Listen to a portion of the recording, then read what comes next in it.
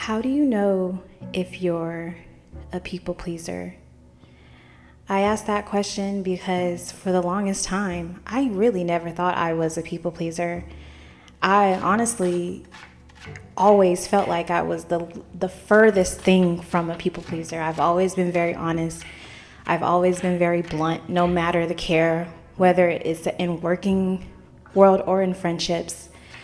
But I think with relationships, you kind of get exposed a lot more. Your weaknesses get exposed a lot more.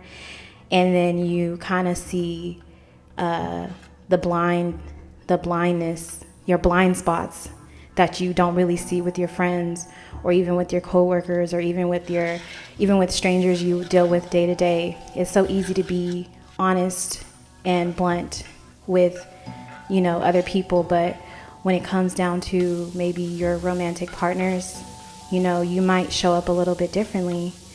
And in my situation, I found myself in a situation where I had to confront the fact that I was a people pleaser and didn't realize it, and how me choosing to, I in the beginning of making this decision, one of my biggest fears of why I abandoned my own self to people please someone else is that I didn't want to be the villain in this person's story, even if it meant that I would be saying yes to this person and saying no to myself. I was so afraid and I was so hung up on not being the bad person. I didn't want to, I felt like by me saying no to this person and moving on with my life, that I was being selfish, and that I be selfish and move on and put myself first. And I felt so guilty about that. I look back on when this happened and I felt so freaking guilty it's like I gaslit myself into believing I would be a horrible person by choosing myself. And what's crazy is in those moments, I never thought I was people pleasing. I had the wrong idea about what people pleasing really was. And what's crazy is, although in the beginning of that situation, I didn't want to be the villain in that person's story, but several months later, I find myself the villain in that person's story regardless. So it was something I was never going to actually be able to run from anyways. I never knew that it was coming. And I had to ask myself, why was it so important for me to be the hero in this person's story?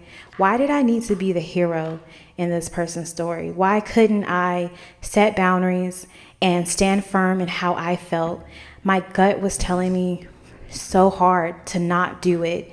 I remember before I even made the decision, I was crying so hard. I was fighting everything in me that was telling me no, because me wanting to be the hero in this person's story and not be the villain was so much more important than me following my gut, following the knowing that I had within that was saying, this is not your path, But in a way, it kind of was my path, because in a way I learned something about myself that I didn't know. I had a blind spot, and I think that's one thing that's great about romantic relationships is that you can kind of see your blind spots a lot more. It's like one of those things when you're single and you're just living life, and you don't have anyone to kind of mirror back things that you need to work on. You in a way kind of assume like, oh, I'm so healed. I've been single for this long. I've done this, I've done that by myself, and your emotions are a bit more regulated because you're not in a relationship, you're not being challenged. And so a lot of times you tend to think that you already know what's best. You tend to think that you have it all figured out, and then you end up in a relationship and you realize, dang, I don't quite have it figured out as much as I thought I did, And that's kind of what happened for me. I never pegged myself to be a people pleaser. I've always been super honest about my feelings, no matter how anyone felt. I've always been very blunt, no matter how anyone has felt. I've always been called a very honest and blunt person. So I just never thought I was a people pleaser until I ended up in a situation where I abandoned myself for someone else's comfort. And it put me in a very uncomfortable situation that, I can get out of, but it's going to be a lot harder to get out of.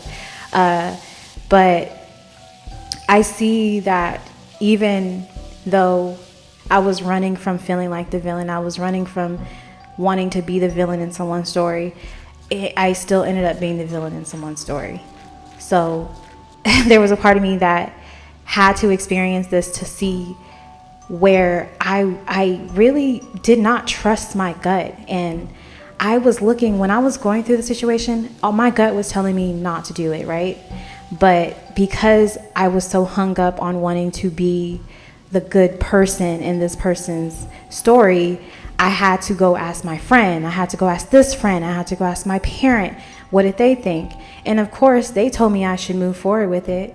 And of course, they told me to move forward with it because at the end of the day, you know, they're not the one making the sacrifices. I'm not blaming them for anything. I know deep down they just wanted what was best for me and what they thought that would make me happy. But at the same time, one thing I've learned in this situation is that although, yes, they might have told me yes, and they might have gotten, I got the answers that I wanted. I wanted yeses, so therefore I looked out for outside validation to get those yeses because my body was telling me no. And I got the yeses that I wanted, but at the same time, my body was telling me no. My mind was telling me no. The crying before I made the decision was telling me no. But I was looking out externally for a yes because, again, I didn't want to be the bad guy. I thought that I was making the right decision for myself. I thought that what society had told me that I should want is what I should want. And I made the decision based off of what society has told me I should want. I should want this, right? I should want to sacrifice for this person. I should want to do these things for this person, right? Why would you want to go and be single? Why would you want to go do this alone again when you can sacrifice for this person, even though everything in me was telling me not to do it? But, you know, you live, you learn. And I think even though months later, in some ways I regret making the decision, at the same time, I don't regret it because I've learned so much from this experience. I never would have known that I was a people pleaser. I never would have known that I was still putting others before myself. For the longest, I thought I wasn't. And I see in the ways in which I abandoned myself. I see the ways in which I neglected my own knowing, my own feelings for outside sources to tell me something that I already knew.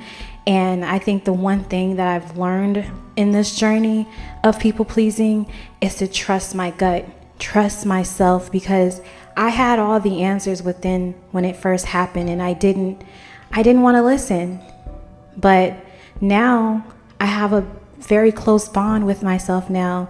Now I trust myself more and know that what I knew eternally was more important than what was external. So I'm grateful for those lessons.